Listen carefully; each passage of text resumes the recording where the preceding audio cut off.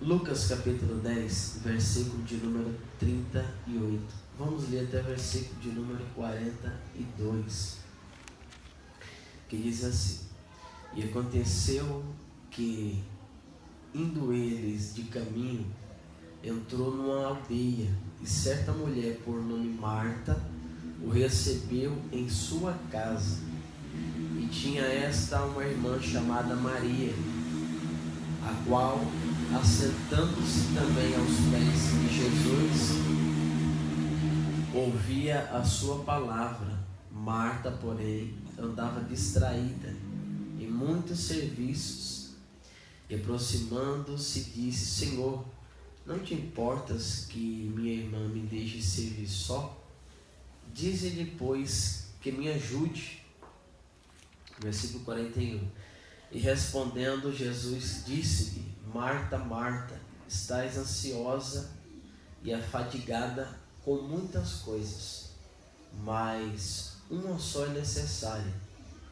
E Maria escolheu a boa parte, a qual não lhe será tirada. Aleluia. Glória a Deus. Senhor, meu Deus e Pai, em nome de Jesus Cristo, que está a tua palavra, que estamos nós, a tua igreja, Pai. Continua, Senhor, falando conosco por intermédio da tua palavra, venha manifestar a tua presença, a tua glória sobre nós, ó Pai, porque como igreja tua, somos carentes, ó Pai, de sermos aperfeiçoados, ó Pai, cotidianamente por ti, Senhor. Visita cada coração nessa noite, para que se encontre, Pai, que os nossos corações, ó Pai, se façam terras férteis, ó Deus, para que a tua palavra seja penetrada, Senhor, e que ela venha prover para nós um grande crescimento para a glória do nome de Jesus. Amém. Pode sentar os irmãos. Aleluia. Jesus. Rei da glória, aleluia. Meus irmãos, quando nós olhamos para a pessoa de Jesus e o plano que Deus elabora e o propósito pelo qual Jesus ele vai ser enviado ao mundo, nós percebemos que duas razões básicas, dentre tantas outras também, mas duas razões básicas fizeram com que Jesus viesse à terra. O fato de que nós precisaríamos de um Salvador e o fato que nós precisaríamos que o nosso pecado ele fosse liquidado, a nossa dívida fosse paga. Quando Jesus ele é enviado por Deus, ele não somente vem na missão de nos salvar, mas a missão de Jesus em nos salvar também traz o propósito dele morrer por cada um de nós. E esse era o meio para que todos nós fossemos salvos. E quando Jesus ele se apresenta como cordeiro, aquele que seria morto, nós começamos a olhar para o Velho Testamento e a gente percebe que muitos animais haviam sido mortos para que aquelas pessoas que cometessem pecados não fossem mortos. O animal morria no lugar do pecador, e o pecador era isento da sua culpa. Então esse animal, que no Velho Testamento ele era utilizado justamente para tirar o pecado do homem, ele é um animal que em si ele não tem poder nenhum para perdoar pecado, nem para tirar pecado. Isso o apóstolo Paulo vai nos dizer. E quando Cristo ele é apresentado, como João Batista diz quando estava batizando no deserto da Judéia, no Rio Jordão, e ele olha para Jesus que está vindo e diz: eis aí o Cordeiro de Deus que tira o pecado do mundo. Aleluia. Jesus é esse Cordeiro que Deus aceita, para que todo o pecado fosse pago. Por que o animal não tinha poder para perdoar pecado? Primeiro, porque Deus não aceita que nós sejamos o agente direto da nossa salvação. Se o animal fosse capaz de perdoar pecado de homem, era como se eu pegasse o meu animal, levasse para morrer em meu lugar, eu estaria com a minha salvação garantida, então eu me glorificaria, me gloriaria. Por quê? Porque eu mesmo provi a salvação para mim, pegando o meu animal e oferecendo em favor do meu pecado.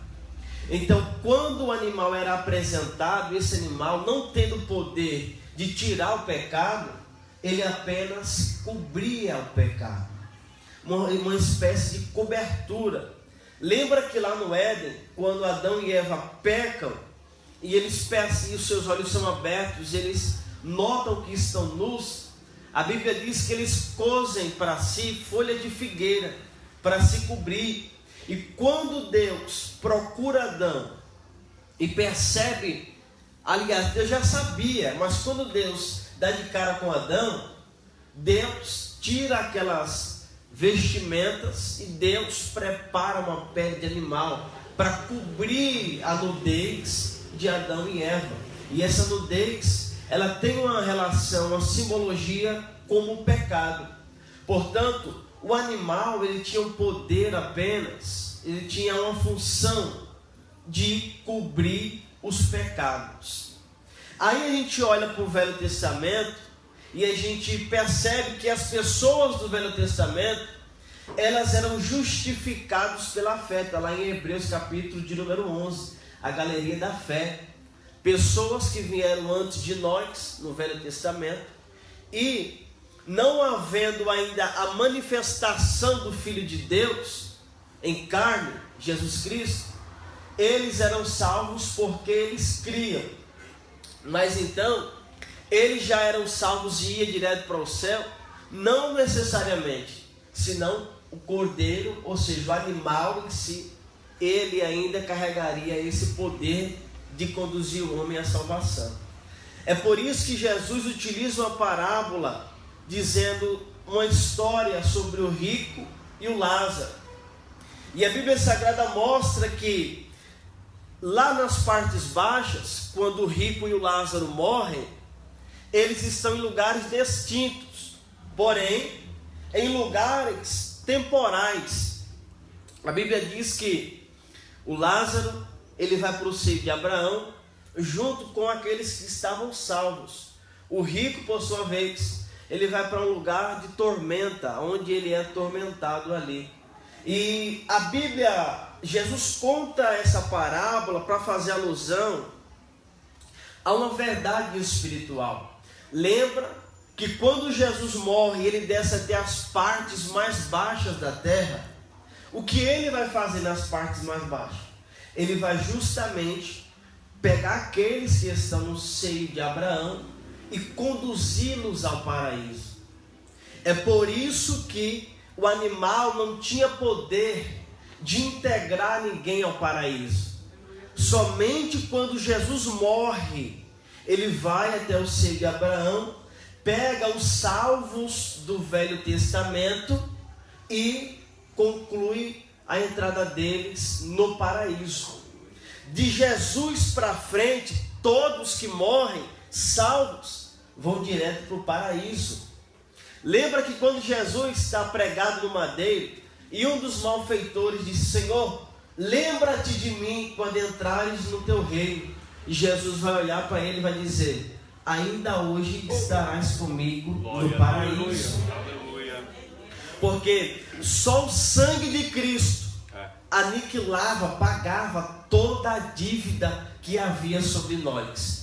Paulo, escrevendo aos Colossenses, no capítulo 2, no versículo 14, ele vai dizer que a cédula que era contra nós, de alguma maneira, porque essa cédula, ele se referindo à lei, ela era contrária a todo homem, porque ninguém era capaz de cumprir na íntegra a lei. Então Jesus pega essa lei e ele crava essa lei no madeiro, Paulo vai dizer. Isso quer dizer que Jesus aboliu a lei? Não. Isso está dizendo que Jesus cumpriu a lei por nós, sendo nós incapazes de cumprir a lei. Então, quando nós olhamos para Ele, cremos nele, porque está escrito que aquele que crê e for batizado será salvo. Então não está imputado em nós a necessidade de entrar pelo caminho da lei, mas sim pela lei, não é da lei escrita pelas mãos dos homens, mas sim pela lei escrita na tábua dos nossos corações, que é aquilo que o Espírito Santo introduz em nós quando nós somos salvos. E a nossa regra de fé é a Bíblia Sagrada. Portanto, quando nós olhamos para Cristo e cremos nele, nós aceitamos que Ele cumpriu a lei por nós. É por isso que isso tira de nós também o atributo de que nós, pelas nossas atribuições, pelo fato de nós cumprirmos a lei, nós somos salvos. Não, porque nós não temos mérito nenhum na nossa salvação. A nossa salvação é mérito de Deus. Paulo escreve aos Efésios, no capítulo 2, no versículo 8, dizendo assim: pela graça sois salvos, por meio da fé, e isso não vem de vós, é dom gratuito de Deus. O que não vem de nós? A fé. Porque até a fé que nós usamos para crer é algo que Deus coloca dentro de nós, tirando de nós toda possibilidade de nós nos gloriarmos na nossa salvação. Tudo é obra de Deus.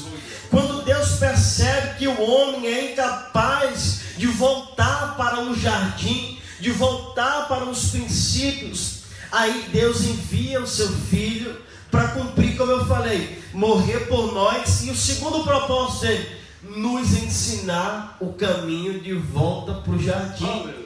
É interessante que quando nós começamos a ler de Gênesis a Apocalipse, parece que a gente está em uma sequência, e Apocalipse é o fim. Só que quando a gente começa a olhar de uma forma espiritual, a gente percebe que a gente está voltando.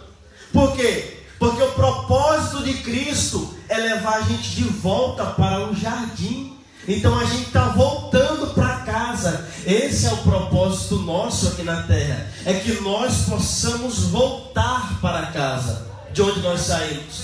Porque lá na casa, ou seja, no jardim, nós gozávamos de alguns atributos que são peculiares somente àqueles que estão nesse gozo de salvo. A primeira coisa que se gozava no jardim era da eternidade. Lá eles tinham morada eterna, não precisava se preocupar com isso.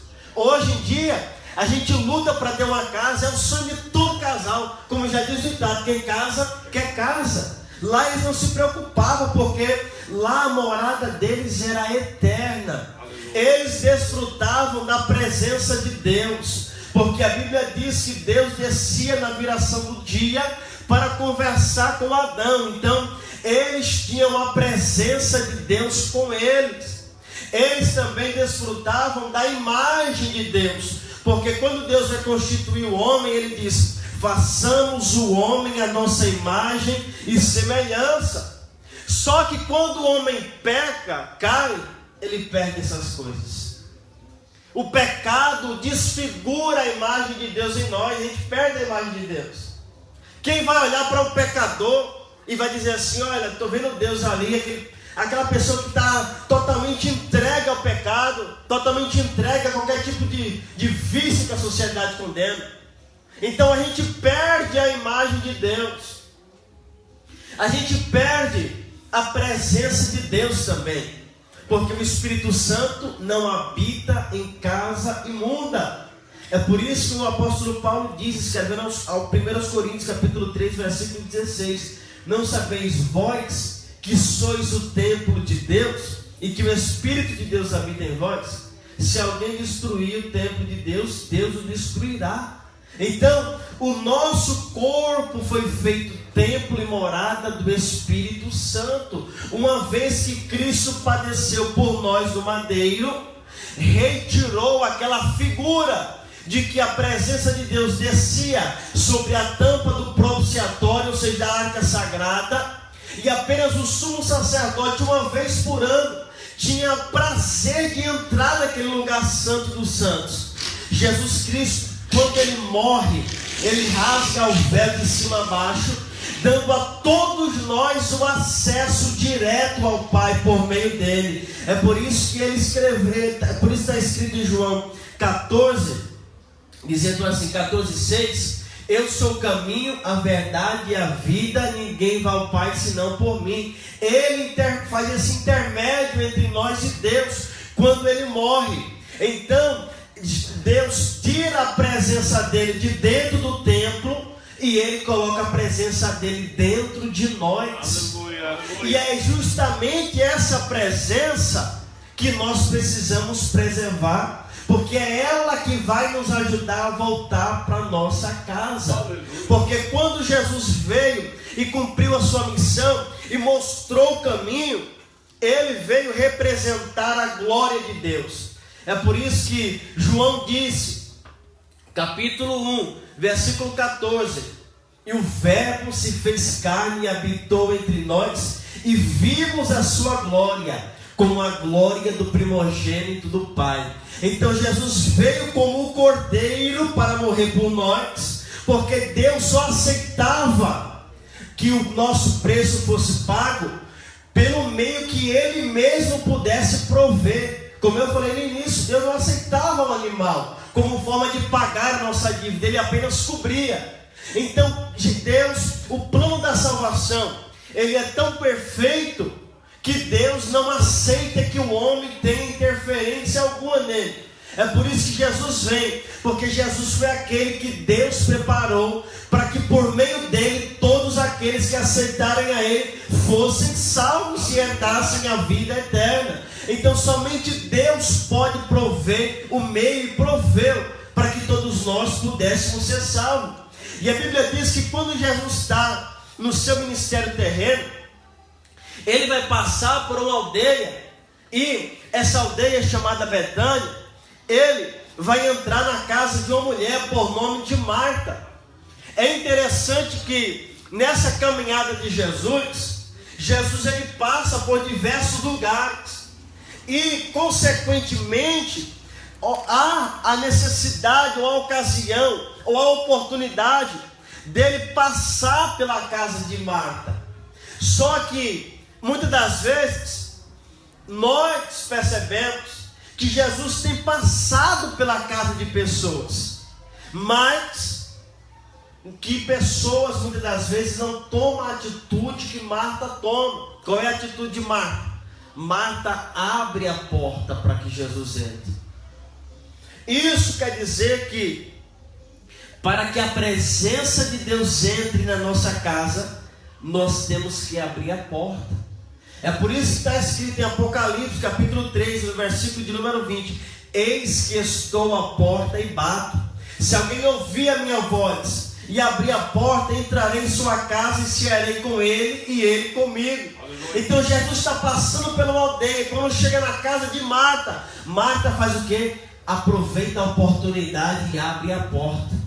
Eu não sei o que você veio fazer nesse culto, mas se você veio para abrir a porta da sua casa, tenha certeza que a presença de Deus hoje vai visitar você, em nome de Jesus Cristo. Porque Jesus nunca falta no culto. Jesus é o único que não falta. Alguém por algum imprevisto pode faltar, mas Jesus sempre está presente no culto. Mas às vezes a gente sai dizendo: o culto foi frio, eu não senti a presença de Deus, eu não vi Jesus operar. Não, Jesus estava presente. Talvez você não abriu a porta para ele entrar, mas a presença sempre faz parte de cultos, porque Jesus falou: onde houver 2 ou 3 reunidos na minha presença, eu estarei ali no meio deles. Ele está presente nesse culto, nessa noite. Quem veio abrir a porta para ele entrar e fazer morada sobre a sua casa? Nós precisamos abrir a porta. Só que nós vivemos tempos em que os nossos corações são endurecidos. A gente precisa de muito para abrir a porta. Antigamente, os louvores da harpa, a igreja chorava, pessoas eram batizadas. Hoje em dia tem que montar campanha para Jesus batizar, para Jesus salvar, porque a gente está perdendo a sensibilidade. Por que nós estamos perdendo a sensibilidade? Por uma coisa interessante nesse texto. Jesus tinha uma preocupação grande com os homens. Qual que é? É que o homem, ele deseja para o céu, mas ele tem a mente aqui na terra. E Jesus tentou muito combater isso. Lembra? Mateus capítulo 6, Jesus dizia assim: os discípulos estão preocupados, Senhor, mas o que será da gente o dia de manhã? A gente vai largar tudo para te servir, e agora? Jesus diz assim: não vos inquieteis com o dia de amanhã, com o que haver de comer, de beber, de vestir. Olha as aves do céu, não trabalha, o Pai cuida dela. Olha o lírio dos vales, nem Salomão com toda a sua glória se vestiu como ele. O Pai tem cuidado de tudo. Não se inquieteis com o dia de amanhã, porque os ímpios, os gentios, assim eles agem. Então o povo queria seguir Jesus, mas o coração estava na terra. Amanhã o que será? Aquela conta pendurada na geladeira, a minha saúde que não passa, vou ter que ir naquele médico amanhã, estou desempregado, amanhã é segunda-feira, vou ter que sair. Então é uma vida, sabe, que a gente vem para a igreja, mas parece que a presença não entra na nossa casa. E a gente continua nessa vida, querendo ir para o céu, mas com o coração na terra. Então Jesus quer quebrar isso aqui nessa noite, para que o nome dele seja glorificado sobre a tua vida.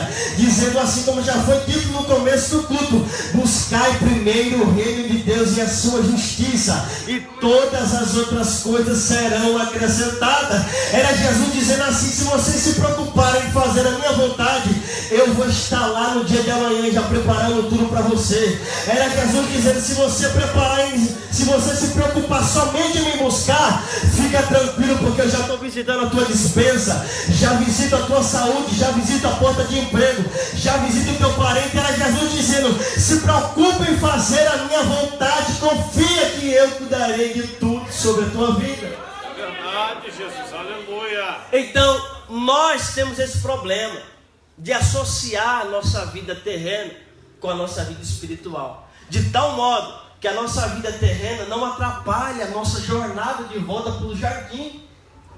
Porque a gente fica muito... Tem muitas pessoas hoje em dia, dentro das igrejas, depressivas, ansiosas, pessoas se suicidando nesses tempos presentes, porque estão carregando fardos desnecessários. No céu não entra bagagem. Nós não podemos nos sobrecarregar tanto de coisas que vão ficar aqui na terra. Salmo 37, versículo 5: entrega o teu caminho ao Senhor, confia nele e ele tudo fará. Só que falta a confiança. A gente entrega, mas fica querendo pegar da mão de Jesus. Não, deixa aqui que eu resolver, porque Jesus está demorando demais para resolver. Às vezes isso é comum em nosso meio. Enquanto Jesus quer ser o Senhor da nossa vida, a gente quer continuar envolvido com as coisas. É por isso o apóstolo Paulo, escrevendo a Timóteo, ele vai dizer: quem milita a boa milícia não se embaraça com as coisas dessa vida, mas ele busca agradar aquele que lhe alistou. Você é soldado, você é guerreira do exército de Cristo. Você tem que se preocupar em agradar a ele que te alistou, que te selecionou, que te resgatou, que te tirou do Egito, do lamaçal de pecado, que morreu por você, que escreveu teu nome no livro da vida e que está preparando o teu retorno de volta para o paraíso. Busca primeiro o reino de Deus e a sua justiça, e tira toda a preocupação das coisas terrenas. Aleluia. Bendito é o nosso Senhor. Quando Pedro e João estão indo para oração, Atos capítulo 3, né? A Bíblia diz que tem um paralítico e ele está pedindo esmola. E eles falam: olha, eu não tenho ouro, eu não tenho prata, mas o que eu tenho te dou. Levanta-te e anda. O que é que eles tinham? A presença. Só que hoje, infelizmente, muitos lugares, muitas igrejas, não estou dando exemplo dessa igreja, muitas igrejas têm ouro e têm prata, mas não tem presença. Eles falaram: nós não temos ouro, não temos prata, mas nós temos presença de Deus em nossa vida. Só que a igreja, infelizmente, muitos homens estão perdendo a visão de voltar para o paraíso. Eles estão querendo viver o paraíso aqui na terra. Isso é antibíblico, não. Deus falou na sua palavra que nós somos como forasteiros e peregrinos aqui nessa terra. A nossa pátria é lá no céu. Então nós temos que juntar para nós tesouro no céu. Temos que andar com a presença de Deus e esquecer essa ideia de que igreja tem que ter ouro, tem que ter prata. Não, igreja tem que ter presença, porque igreja não é parede, não é microfone, não é altar, não é púlpito, não é cadeira, não. É ele, é você, é o irmão do teu lado, é o teu pastor, é o obreiro. Nós somos a igreja de Deus. Alabaracel. A presença de Deus ainda faz a diferença. Marta abriu a porta para a presença entrar dentro da sua casa. Aí Marta tem presença agora. Só que Marta é uma daquelas que Jesus tem que combater. Quer a presença, mas está muito preocupada com as coisas da vida. Aí o texto diz que ela está preocupada com o serviço da casa.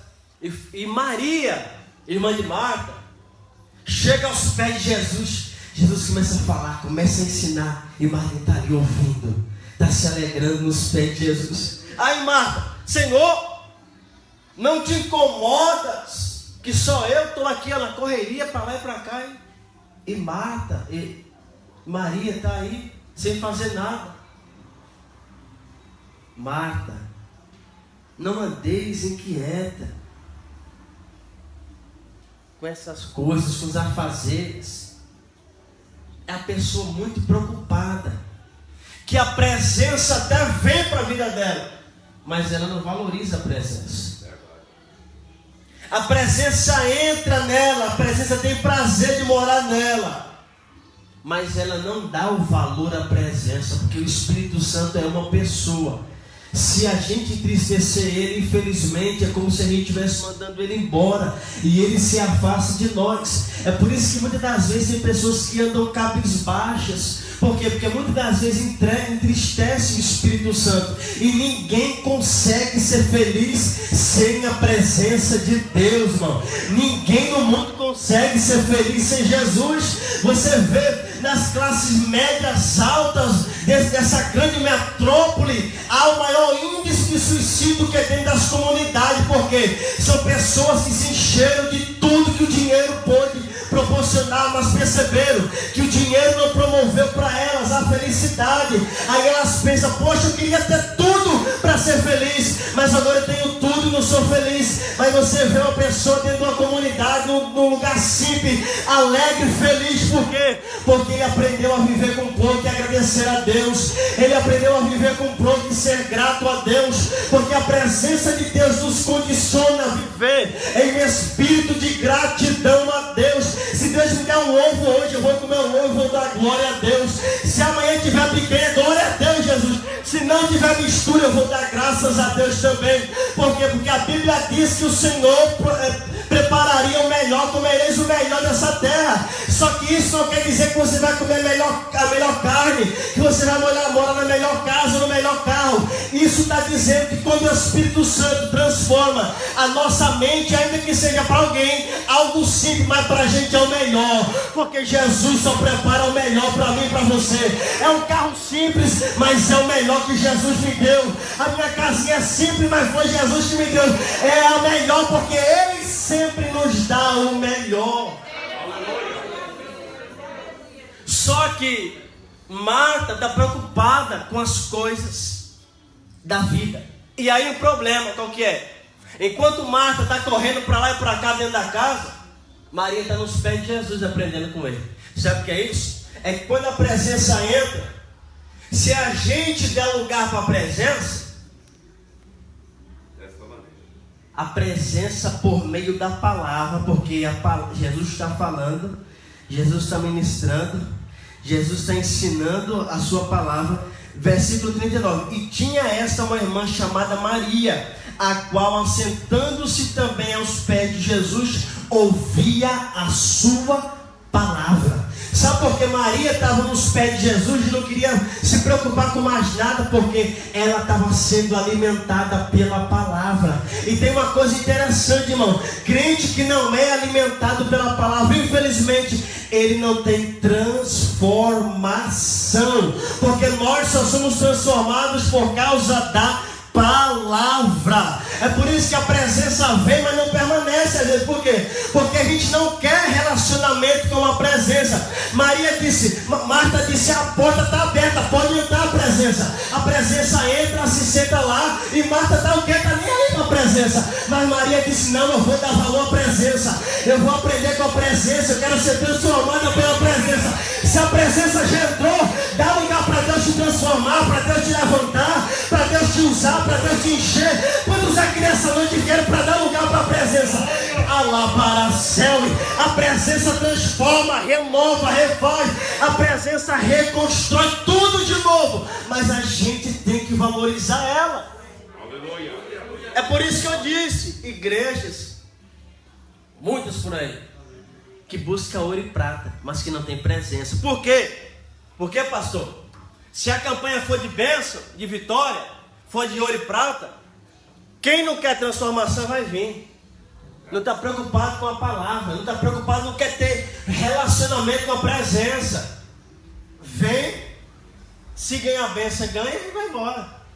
Não quer ter relacionamento com a presença. Mas quem quer voltar para o jardim, quando abre a porta para a presença começa a ministrar, e a pessoa começa a ser transformada, começa a ser renovada. É por isso que Paulo escreve aos Romanos capítulo 12, versículo 2, dizendo assim: não vos conformeis com este mundo, mas transformai-vos pela renovação do vosso entendimento, para que experimenteis qual seja a boa, agradável e perfeita vontade de Deus. Se a gente quer provar essa vontade boa, agradável e perfeita, a gente tem que ser transformado pela palavra de Deus. Aleluia. Então a gente tem que ter relacionamento com a presença, porque a presença não transforma quem não quer ser transformado. Ele entra, mas se a gente deixar a porta aberta, sem querer ter compromisso, infelizmente a presença vai embora. Mas não larga a presença não, faz como Maria, fica junto dela. Jesus está ministrando, Jesus está falando com você. Diz assim: fala, Jesus, eu preciso ser transformado, eu preciso ser cheio, eu preciso melhorar. Eu sei que tudo isso aqui é passageiro. Me ensina, me ajuda a voltar para o jardim. É assim que nós precisamos conviver, lado a lado com a presença. Vai orar, levar a presença para orar, porque não importa o quanto tempo você ora, pode orar 1 hora, 2 horas, mas se não tiver o coração com a presença, é oração vazia. O que Deus quer de nós é uma entrega de alma, de espírito, a presença do nosso lado, nos ajudando, porque a Bíblia diz que nós não oramos como convém, mas o Espírito Santo intercede por nós nos gemidos inexprimíveis. Sabe o que é isso? Eu vou orar, vou levar a presença comigo. Quando eu não estiver mais conseguindo orar, a presença vai interceder por mim, a presença vai me ajudar. Sabe por que você está aqui nessa noite? Não é porque nós somos fortes, não, é porque a presença tem te sustentado, tem te carregado. Se dependesse de nós não estaríamos aqui. Mas quando você dobra o teu joelho e diz: Senhor, eu não estou aguentando, a presença diz: eu te levo, vamos alabar a céu. E quando você diz: Senhor, eu não suporto mais essa situação, aí a presença diz: mas eu sou contigo, alabar a céu. E não vale a pena voltar atrás, não vale a pena desistir. O nosso alvo é voltar para o jardim, e a presença vai nos conduzir para lá. Aleluia. Nós precisamos ser conduzidos, porque a igreja não pode perder a sua visão. Só porque a presença chegou não significa muita coisa se eu não der valor para ela. Porque para Marta era somente um hóspede qualquer. Isso é um perigo. Porque às vezes, pelo fato de eu ter um dom ou ter um cargo, tem pessoas que acham: não precisa orar como antes, não. Deus já me deu, Deus me usa. Aí está o perigo. Aí a gente começa a tratar a presença como fosse alguém de pouca relevância. Sabe aquele parente seu que vem de longe, aí passa um dia, você dá maior atenção: toma aqui um lençol de um forro de cama novo, vamos aqui pegar aquele prato, aquele copo que nunca foi usado para visita, coloca lá, tudo do melhor. Aí passou uma semana, você já está colocando o copo quebrado, o talher com o dente envergado, aí está colocando um copo de extrato de tomate para a pessoa beber, aí está pegando a toalha suja do varal para ele se enxugar. Porque se familiarizou, agora você trata de qualquer forma, não. A presença não, ela tem que ser tratada da melhor forma. Prioridade é Jesus. Aonde nós formos, levemos a presença. Você vai para passar numa consulta de médico e diz assim: Senhor Jesus, vai na minha frente me guiando. Toma a boca daquele médico, usa a mão daqueles enfermeiros, daquela mulher, daquela médica lá. Vai entregar um currículo de Senhor, usa a vida daquele homem que vai pegar esse currículo. Usa a minha vida, vai diante de mim, coloca a palavra sábia na minha boca. Nós precisamos chamar a presença para todos os lugares que nós formos. Precisamos ser conduzidos pela presença. Não é pelo fato de eu estar tantos anos numa igreja que significa, não, eu acho que eu estou em outro nível de crente. Não preciso mais fazer aquela oração. Não preciso mais orar para tomar decisão. Porque no começo, a gente ora para tudo. É para noivar, para namorar, para casar. Só que depois a gente começa falando: eu tenho experiência. Então, pela experiência, eu já sei o que eu tenho que fazer. Não, irmãos. Quem tem experiência é Jesus. Porque Ele nos escolheu desde o ventre da nossa mãe. E Ele sabe o que está preparado para mim e para você amanhã. É por isso que Ele disse para Jeremias: Jeremias, não diga eu sou menino, porque antes de formar-se no ventre eu te conheci, e na madre te santifiquei, e as nações te dei por profeta. Era Jeremias olhando para ele, dizendo assim: não tenho capacidade, não tenho potencial, eu não vou conseguir, não vai dar certo. Aí Deus está dizendo: não olha para você, não olha para as suas condições, não olha para a sua conta bancária, não olha para onde você mora, não olha para quem é seu pai, para quem é sua mãe, olha para quem é aquele que te fez a promessa, olha para aquele que falou com você, olha para aquele que te escolheu, olha para aquele que te salvou, olha para aquele que te chamou. Quando a gente começa a olhar para Deus, a muralha cai por terra, a enfermidade vai embora, porque a gente aumenta a nossa confiança em Deus. Aleluia. Não podemos ser abalados. É por isso que nós temos que ter esse envolvimento com a presença. A presença que não te transforma, ou eu não estou dando atenção para ela, ou ela já foi embora da minha vida faz tempo. Porque se tem presença na nossa vida, tem que ter transformação. É a maior evidência. Eu vi uma frase essa semana que dizia assim: pregue o evangelho, e se necessário, fale. Quer dizer, entre outras palavras, pregue com a sua vida, com o seu modo de viver, com o seu exemplo, aonde você entra, onde você sai, como você se comporta. E se necessário, fale alguma coisa. Porque pensa numa coisa difícil, é a gente tentar a conversão de alguém dentro da nossa casa. Porque conhece nosso defeito nós temos demais, irmão.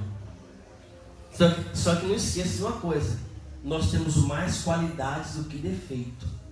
É que o ser humano tem o dom de olhar mais defeitos do que qualidades, mas você tem mais qualidades do que defeito. E a pessoa que conhece nosso defeito dentro de casa não suporta a pregação. E é aí onde nós ganharemos essa pessoa pelo exemplo, pelo testemunho vivo, pelo testemunho do nosso modo de vida, olhando para Cristo, que é o nosso modelo. Aí a Bíblia diz que quando Jesus está sentado, Maria está aprendendo com ele. Aí Marta vem: Senhor, não te incomodas que Maria está aí sentada, ouvindo a palavra, e eu estou aqui ocupado demais, fazendo muita coisa. Aí Jesus olha assim para ela e fala: olha, Marta, Você anda muito envolvida com muita coisa. Você anda muito preocupada com muita coisa. Você anda muito inquieta, muito ansiosa. Mas Maria escolheu a melhor parte. Essa não lhe será tirada. Aleluia, Jesus. É Jesus dizendo para ela: tudo vai passar, mas a presença vai permanecer. Aleluia. É por isso que nós temos que andar junto com a presença. Porque eu já vi pessoa dormir rico e amanhecer pobre por causa de um processo.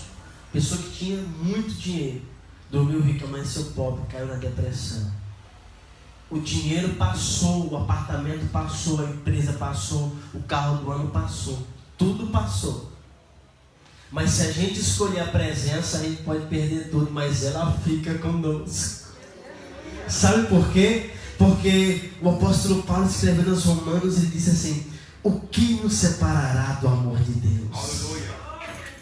Era como se o apóstolo Paulo estivesse dizendo assim: Deus não estabeleceu condições para te amar. Ele não te ama porque você tem uma empresa, porque você tem um carro, uma casa. Ou seja, se você perder tudo que você tem, Deus vai continuar te amando, porque nada nos separará do amor de Deus que está em Cristo Jesus. É por isso que a gente tem que se apegar com a presença. Porque, pastor, tem pessoas que quando a gente está bem, se achega, quer amizade, quer andar na nossa casa, quer andar no nosso carro, quer estar junto. Mas quando tudo desmorona para a gente, só a presença que jamais nos abandonará. Então temos que valorizar a presença, porque tudo passa, mas ela jamais nos deixará sozinho. Ela nos amará para sempre. É por isso que nós precisamos andar juntos com a presença. Essa não será tirada. Davi sabia muito bem disso. É por isso que quando ele peca e ele reconhece o seu erro, Davi, um homem que tinha muitos soldados, um homem de muitas batalhas, muitas guerras, de muitos tesouros no palácio, Davi vai orar ao Senhor e vai dizer: Senhor, tira tudo de mim. Tira os homens, as mulheres, as concubinas, o ouro, a prata, os vestidos, o trono. Tira tudo de mim, mas não retire de mim o teu Espírito. É ele dizendo: eu posso perder tudo, mas se eu tiver o teu Espírito, eu sei que o Senhor pode reconstruir tudo de novo na minha vida. Mas se você não tiver o Espírito de Deus, a presença de Deus, você pode ter tudo, mas você não tem nada. Porque quem tem Deus tem tudo, mas quem não tem Deus não tem nada. Valorizemos a presença de Deus nessa noite, porque ela nos ama incondicionalmente. O Espírito Santo que está aqui nessa igreja, ele te ama, te ajuda, te fortalece, te conduz, te dá vitória, livramentos, tem sido fiel conosco até essa data e sempre será. Aí Jesus Cristo falou assim, e eu vou terminar, falou assim: eu vou para o meu Pai, mas eu não vos deixarei órfãos, vos enviarei outro Consolador, que estará convosco até a consumação dos séculos. Ele não está dizendo assim: olha, ele vai estar com você até o culto de domingo, até a doutrina, até a escola bíblica dominical, até o culto de oração. Não, é todos os dias até a consumação do século que a presença vai conosco. E é necessário demais que ela esteja. Por quê? Porque sem ela nós jamais voltaremos para o jardim de onde nós fomos expulsos por causa dos nossos erros lá em Adão e Eva. Então nós precisamos nessa noite ter um relacionamento maior, mais íntimo com a presença de Deus. O dinheiro passa, o ouro passa. Muita gente morreu nesse Covid-19, nesse ano 2020 para cá. Muita gente morreu e nenhum dos mortos levaram nada dessa terra. Assim também nós que estamos vivos não vamos levar nada conosco. Portanto, nós precisamos nos apegar mais em Deus, investir nosso tempo em Deus, orar mais, buscar mais a presença de Deus, porque Ele sempre estará conosco em qualquer situação. Valorizemos a presença de Deus. Tudo é passageiro. Nós não sabemos quando Jesus vai voltar, mas uma coisa nós sabemos, que nós estamos muito próximos do fim. Paulo escreve no nosso Tessalonicenses, na segunda epístola, capítulo 2, versículo 4. Todos os irmãos de Tessalonicenses estão preocupados com a volta de Cristo. Por quê? Porque aconteceu reboliço lá. Alguns irmãos morreram. Aí eles não entenderam a pregação de Paulo. Começaram a se perguntar: será que aqueles que morreram já foram salvos? Ou seja, Cristo voltou para eles e nós ficamos? Ou será que aqueles que morreram não vão ser salvos e o arrebatamento só vai ser para os que estão vivos? E ficar na cara, falando: não, vamos ter que abandonar a fé, porque a gente não sabe. Aí Paulo diz assim: fica quieto, porque Cristo não virá sem que antes se levante o homem do pecado e venha a apostasia. A apostasia, perca ou abandono da fé. Isso já é notório em nossos dias. O que é isso? É quando a igreja muda o propósito, não é mais Jesus o centro. Apostatou da fé. Quando Jesus não é mais o centro da igreja, a igreja se apostatou. Outra coisa, o homem do pecado, o anticristo. Por que aconteceu essa Covid-19? Por que o mundo está em crise, colapso econômico universal? Não, porque para o anticristo se levantar, é necessário que haja uma grande destruição. É necessário que a terra, os seres humanos comecem a clamar. Nós precisamos de alguém para nos salvar. Olha como está a nossa conta, a gente não consegue mais comprar arroz, não consegue mais comer carne. Sabe, quando tudo ficar mais difícil, aí vão fazer o quê?